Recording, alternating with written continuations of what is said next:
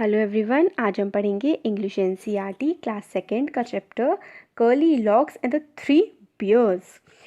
Once there was a girl with curly hair. एक बार की बात है, एक लड़की थी जिसके घुंघराले बाल थे। कर्ली हेयर होते हैं घुंघराले बाल। Her name was curly locks. उसका नाम था curly lock. One day she went into the forest near her house. एक दिन वो क्या हुआ, एक जंगल में गई अपने घर के पास। She saw a cottage. उसने एक कुटिया देखी। कॉटेज का मतलब होता है कुटिया, फॉरेस्ट का मतलब होता है जंगल। She saw a forest she saw a cottage. Is anybody in, she asked. उसने पूछा क्या कोई अंदर है। There was nobody. वहाँ पर कोई भी नहीं था। The bear family lived in the cottage. एक जो भालू की फैमिली थी, भालू का परिवार था, वो वहाँ पर रहता था। They had gone for a walk. मगर वो तो अभी घूमने गए हुए थे। Curly Locks went in. Curly Lock अंदर चली गई। She wanted to see who lived there. वो देखना चाहती थी कि कौन रहता है वहाँ पर। She saw 3 bowls of porridge on the table. उसने देखा 3 कटोरियाँ। बोल का मतलब होता है कटोरियाँ, और पोरिगी होता है जो हम खाते हैं ना नाश्ते में खाने की चीज़ होती है porridge. There was a big bowl for papa bear and a middle size bowl for mama bear and a tiny little bowl for baby bear. तो वहाँ पे 3 कटोरियाँ थी। बड़ी कटोरी पापा बियर के लिए थी। छोटी कटोरी जो थी सबसे, वो जो बेबी था, बच्चा बियर था, उसकी थी। और जो मिडिल साइज मतलब ना बड़ी ना छोटी कटोरी थी, वो थी मम्मा बियर की। Curly locks was hungry. Curly lock जो थी उसको बड़ी भूख लग रही थी। हंग्री का मतलब होता है भूखा होना। She ate the porridge from the bowl. उसने जो उनका नाश्ता था पोरेग, वो खा लिया। It was very hot. वहाँ पे बहुत गर्मी हो रही थी। She ate from the middle size bowl. उसने जो था, जो मिडिल साइज़ वाली बीच वाली जो बोल थी, जिसका साइज़ ना बड़ा था ना छोटा, उसमें से खाना खा लिया। It was too cold. वो काफ़ी ठंडा था। She ate from the tiny little bowl. उसने छोटी वाली बॉल से भी खा लिया। It was just right. वो खाना बिल्कुल सही था। Curly Locks ate up all the porridge. उसने सारा का सारा उनका जो नाश्ता था वो खा लिया।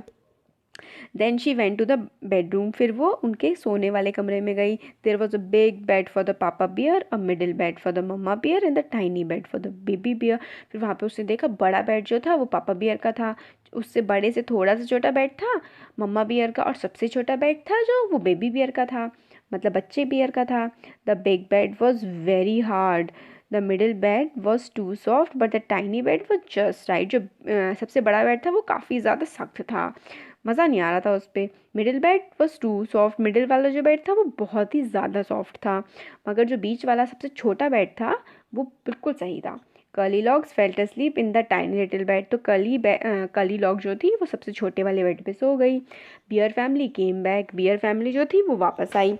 somebody ate my porridge shouted पापा beer in his big gruff voice। तो पापा बियर ने चिल्लाया कि मेरा नाश्ता तो किसी ने खा लिया है। बहुत ही तेज़ आवाज़ में वो बोले। somebody ate my porridge too said my mama bear। Mama bear ने भी बोला कि मेरा नाश्ता भी खा लिया है। somebody finished all my porridge said baby in his tiny little voice। तो बेबी ने भी यही कहा कि मेरा भी नाश्ता किसी ने खा लिया है। the bear family went to the bedroom। तो जो बियर फैमिली थी फिर वो अपने कमरे में गई सोने वाले। somebody slept in my bed shouted papa bear in his big gruff voice। तो फिर एकदम से क्या होता है कि जो पापा होते हैं, पापा बियर, वो चिल्लाए कि बेड पे कोई सोया हुआ है। somebody slept in my bed too। Mama bear कहती है कि मेरे बेड पे भी कोई सोया था। somebody is sleeping in my bed said baby in his tiny little voice। तो जो बेबी होता है वो कहता है कि मेरे बेड पे तो अब भी कोई सोया हुआ है। कर्ली लॉक्स वो कब कर्ली लॉक जो होती है वो उठ जाती है।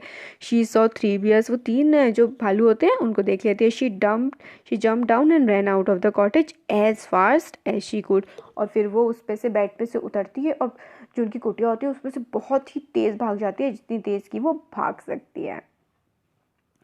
तो कर्ली का मतलब होता है घुंघराले, कॉटेज का मतलब होता है कुटिया, बोल का मतलब होता है क्या होता है बोल का मतलब? बोल का मतलब होता है कटोरी। पॉरिक का मतलब होता है एक खाने की चीज़ होती है पॉरिक, जो हम नाश्ते में खाते हैं। हंगरी का मतलब होता है भूखा।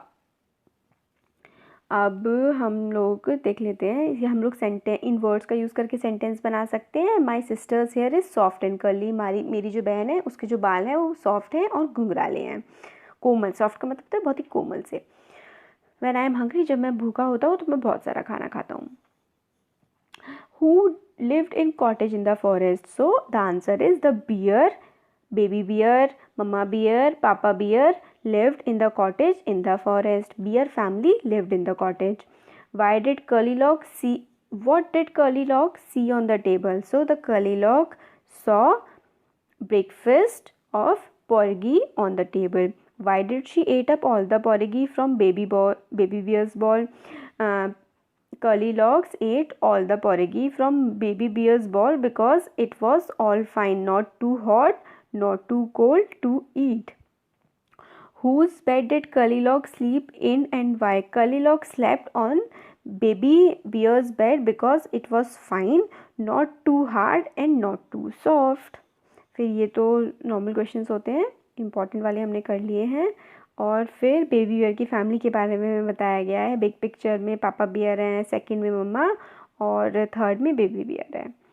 अब फिर नेक्स्ट हम क्वेश्चंस हैं हमारे. आपको लिखना है 5 लाइन्स अपनी फैमिली के बारे में. तो आप ऐसे लिख सकते हैं, I have 4 members in my family.